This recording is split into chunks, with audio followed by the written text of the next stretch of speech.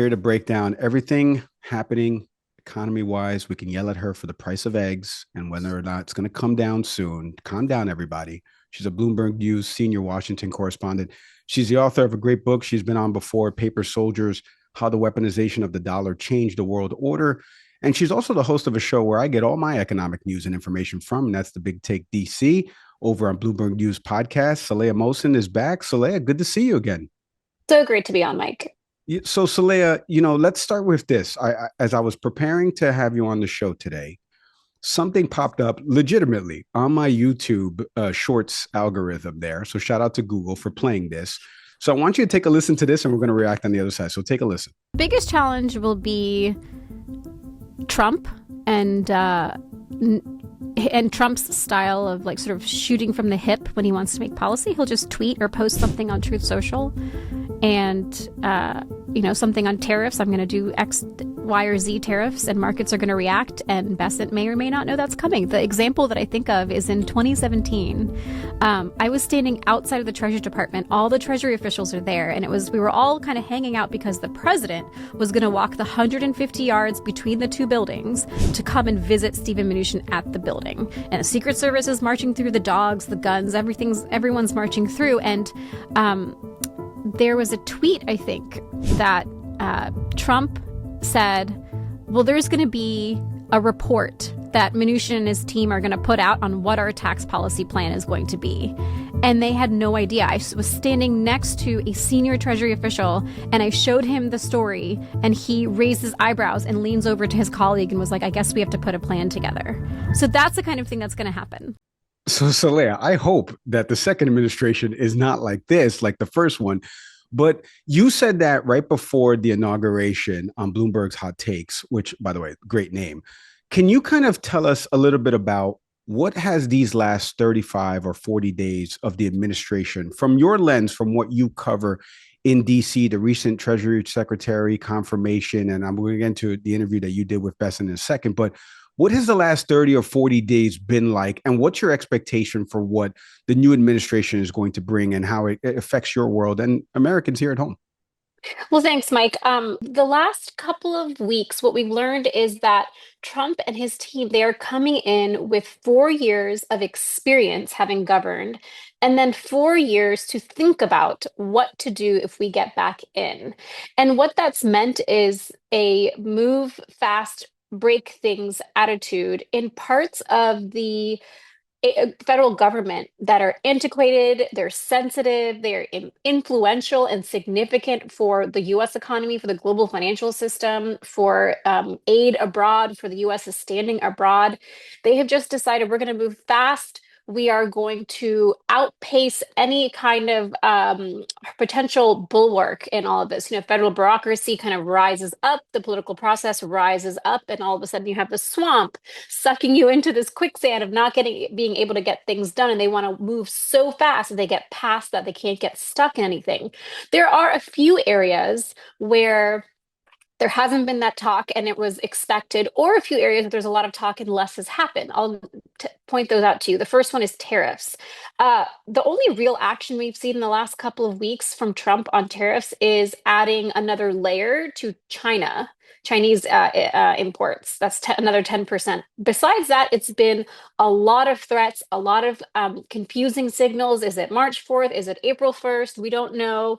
A lot of negotiating tactics. The other area is the Federal Reserve. I had expectations, and they were all, things that a lot of people in the financial community were wondering, that Trump would come in and want to fire Jerome Powell, the Fed chair, right away, go in, try to, curb the independence over there. And we have not seen that. If anything, Trump, sure, he said, I want low interest rates, but he also said the Fed did the right thing a couple of weeks ago by hitting pause. And that's one area where we're seeing a little bit of a different approach from Trump. There's a couple of things that you said there. We're going to kind of go individually into each of them, but let's start at the high level because tariffs apparently is the most beautiful word in the English dictionary. I've been told several times. And there's a lot of explainer videos out there about what tariffs are, the impact to us.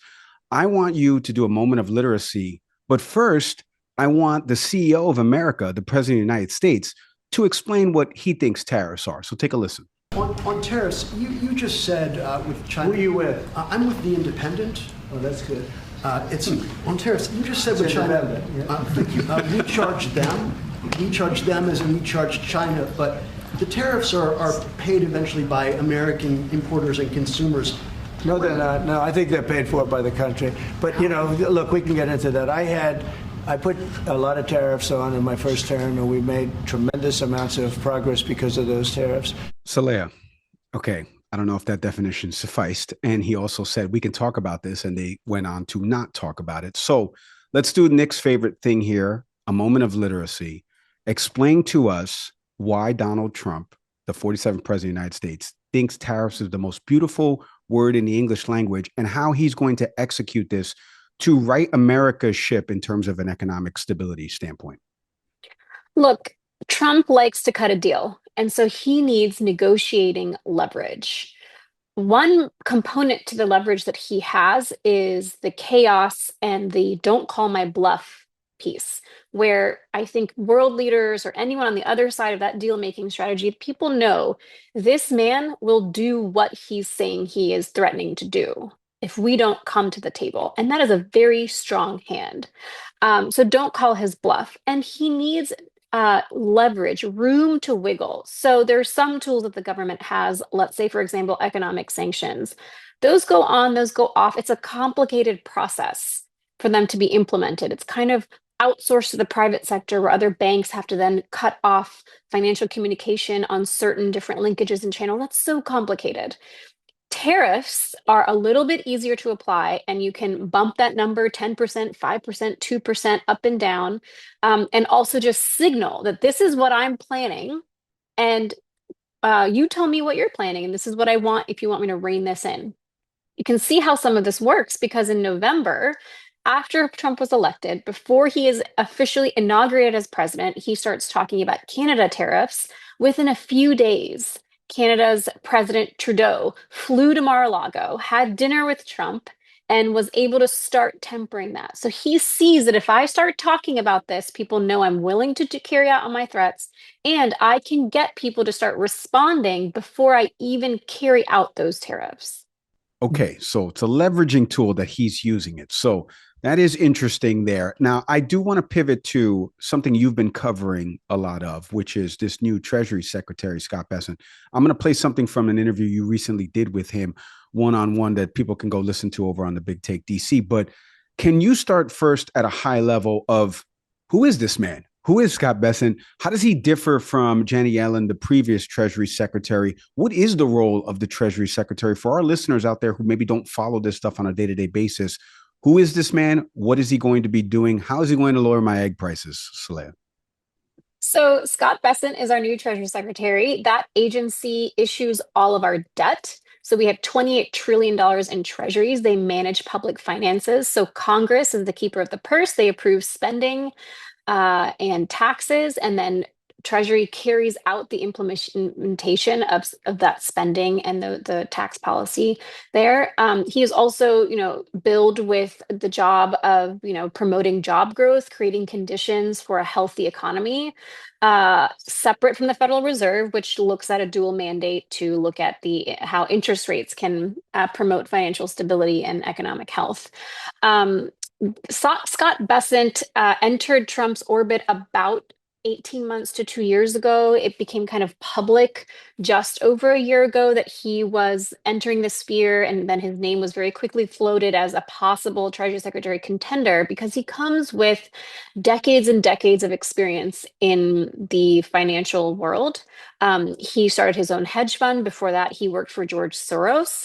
There is a famous incident in the 1990s where Soros broke the British pound, made this huge bet against the British pound, and it caused a lot of political instability, revealed some of the uncertainties and weaknesses in the UK economy. And at that time, Scott Bessent was a key advisor to Soros as that move was happening. And he calls himself an economic historian. So he comes at things with a long view of history and also deep financial markets knowledge. Whoa, Saleha, the boogeyman, you mentioned him by name here, Voldemort, and that is George Soros. I didn't know that Scott Bessent once upon a time was an advisor for him. We're going to leave that there because I don't want to touch that. But I do want to touch this, which is a soundbite from your interview with Scott Bessent, because one of the things that has been crossing over, obviously, and has been getting a lot of coverage, has been Elon Musk's reign with Doge, right? And there's been a lot made about previous administrations that have tried something like this with hiring a special government employee to oversee. There's for wasteful spending. Everybody kind of agrees on that, but we don't agree on the person who's spearheading it. You kind of asked him about this and how he will work with Elon Musk and the concerns over, the access that these special government employees were having to payment system. I want you to take a listen to his response. I'm going to ask you a question on the follow up. Elon and I are completely aligned in terms of cutting waste and increasing accountability and transparency for the American people. I believe that this DOGE program in my adult life is one of the most important audits of government or changes to government structure we have seen. That when I was in my 20s, we had the Grace Report, and there's some great suggestions that came out of that, never implemented. Under Clinton and Gore, I think it was to government efficiency or reduce government. Nothing happened. So President Trump came in, there's a big agenda, and I think that there are gigantic cost savings for the American people here. And I think it's unfortunate the way the media wants to lampoon what is going on. Saleha, the biggest thing that I hate when politicians or people that are serving at government agencies, when I get a response that says the media, it encapsulates and it gives a negative connotation to what it is that you do on a day-to-day basis. So I would love for you first to answer, is he right? Is the media overblowing what DOGE has been doing? And then can you kind of explain what DOGE was doing that affected and crossed over his world that would trickle down and affect Americans? It's easy to blame the media. You know this. Republicans do it. Democrats do it. Business and advisors and magnates do it. Everyone likes to blame the media. It's very easy to do. What we should all remember is that there are constituent phone calls going to their senators and congressmen wondering what is going on with DOGE. So there is a lot of data to point to the fact that the electorate is also really cares about this issue. It is a really wonky, weedy, confusing part of what's going on. I'll admit it's hard to get. It's been hard for me to get my head around it. At the time, what we've seen is that pretty much as soon as Bessent was sworn in, as soon as Trump was sworn in, Elon Musk, who was not elected, he has not been approved by the Senate for any role, has created a new agency basically and has been marching into different agencies. And in the case that I was discussing with Bessent when he came on Bloomberg TV early in February, he had gone into Treasury and sent his envoys into Treasury to look at how America's payments system works. And it is this antiquated system that is not broken, but it is really old technology from the 80s, I think. And it is not something that can easily be upgraded because you can't just take something off a shelf. It is a one-of-a-kind system that influences global financial order. And they got into a fight with a civil servant, and that civil servant who knows a lot about the ins and outs of how that payment system works and is quite important during the time when there's a debt ceiling debate, which we're now kind of in the middle of. It's approaching. His intuition, his years of knowledge that you can't just put on paper and hand over as a file to someone is quite important at certain moments of how public financing functions. And David Liebricker, I don't know how to pronounce his name, David Lieber, he ended up departing from the Treasury under that tussle. Now, broadly speaking, there's nothing wrong. It is a good thing to try to cut government waste and spending and scrutinize and be careful about how taxpayer money is used. But Treasury, where the global financial system is anchored by the work that happens in the bowels of that building, the plumbing goes straight from Treasury, goes straight into the global financial system. That is not an area where you move too quickly, because if investors get rattled, then US assets could start to shows some signs of instability. Can I ask you a follow-up on that? And it just kind of popped in my head, which is with all of these government agency cuts that are being proposed, some that have already taken effect, we've seen it potentially at the FBI with the FAA. If there are cuts to Treasury Secretary, you just kind of mentioned an employee that kind of knows where all the bodies are buried. And when I worked in product and technology, we had a few people that knew how systems were built. And if they leave and don't do a knowledge transfer, a proper knowledge transfer, there's no repository where all of this is kept information wise, so the next person can carry it on. Now we're going to fail, right? Like this thing is going to fail. What's the process at Treasury Secretary if there is layoffs impacted by, let's say, DOGE uncovering certain things? What would be the impact there? Mike, it's actually too soon to know. What I'm hearing, what Bloomberg has reported is that there is a disconnect between the people who work for Musk and DOGE that go to Treasury who know about technology. And that's a wonderful thing to be able to upgrade how the government works in a responsible manner. But that does not mean that those same people with the tech expertise have policy expertise. Now, the example that I give you is that Trump said that millions of dollars were being spent on condoms being sent to Gaza. And the implication was that that is in the Middle East, but actually that is a province in the continent of Africa. And so that confusion, if you ask a policy person in half a second, can be diffused. So that's a tiny example, and it's hard to know what's happening behind closed doors when policy people are not being involved in some of the tech work and upgrades that are being done. I can only draw from my own experiences as I've done product and technology and helped launch, television network apps and different apps that incorporate streaming, for example. But if somebody asked me to come over and build a financial banking system app like Bank of America or something like that, it's a lot harder because there's payment processes, there's different checks. So I'm glad that you gave that example of the technology person not understanding what the policy person does.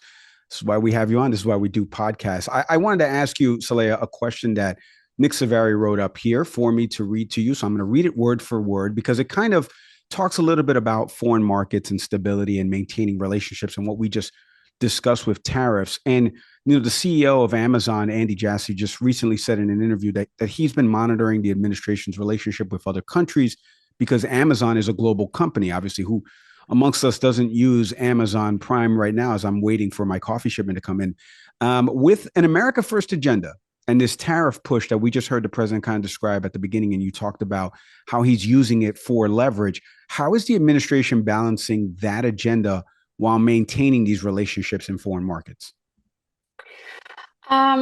Look, Trump is a capitalist. He wants American companies to be successful.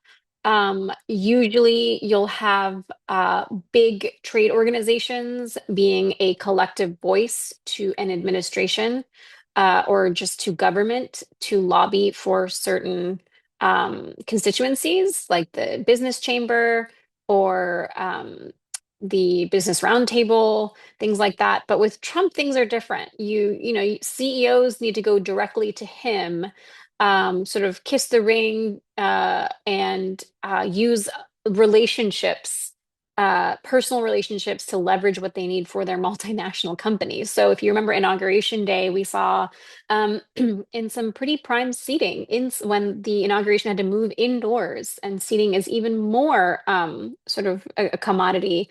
We saw a lot of CEOs in the shot where Trump is being sworn in and he's speaking. We saw Tim Cook. We saw, the Google CEO, Pichar. We saw a lot of these guys who had donated to the inaugural committee, which is the best way to do a kiss the ring in Washington when a new president is coming in. And that's the way to do it, is to kind of go individually. So, Saleha, let's close with this. I'm going to close with two things because I do want you to promote a little bit more of the book, and I want to ask you a question on that. But over these next 4 years, from your lens, since you've been covering all of this, and specifically economic issues is something that every strategist out there that has a Twitter account just keeps posting about, hey, how does this affect the cost of eggs, et cetera, et cetera. What would you recommend to our listeners right now, every average day Americans that are listening to this, the majority of our audience? How does this affect them? What should they be paying attention to in order to get consumer good prices down? Is it the war in Ukraine and potentially that ending and how that could have an impact with our exchange with Russia, et cetera? Like, what are some things that you would advise people, or how you're telling your family members, hey, you should pay attention to this, not because I'm covering it, because it is important to you over these next 4 years? Yeah, Mike, this is why I like talking to you, because we get down to how this matters to everyday Americans rather than these broad stroke comments about policy changes and economics and such. Egg prices, I would say get behind the headline and read articles to the bottom of the story. Not just Bloomberg, read Bloomberg, but read everything because you see that there's a lot of nuance. Egg prices have a little less to do necessarily with tariffs and post-COVID hangover and inflation being driven by Bidenomics, if that's how you want to characterize it. It has more to do with the fact that there's been bird flu and there's a dearth of egg supply right now. So some laws of supply and demand are affecting that, and it's terrible. Tariffs are also, you're going to hear different theories coming in. You're going to hear some economists and some politicians saying that tariffs are companies pass on the burden of tariffs onto the consumer. Now, that is how things shaped up historically in the last 8 years. The Biden administration kept on Trump's tariffs. So Democrats are also supportive of tariffs.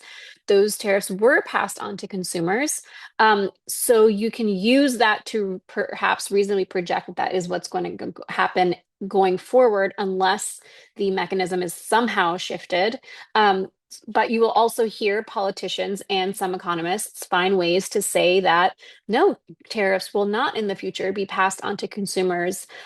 Just do your reading, dig into the data, get behind the numbers, get behind the headlines, and read, right wing, down the center, left wing, read all of it and make your own judgment. But I will say that tariffs, you're going to hear a lot of talk about it, but so far, Tariff Man has only implemented one, and that's just on China. Everything else has been talk, not action.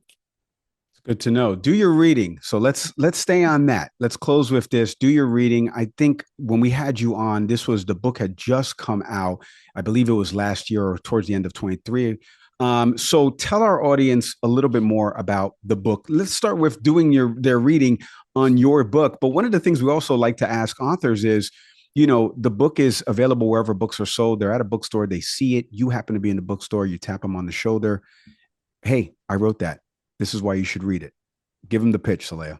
Yeah, it's called Paper Soldiers: How the Weaponization of the Dollar Changed the World Order. It is a book that it tells you the economic history of the United States set against the rise of our democracy.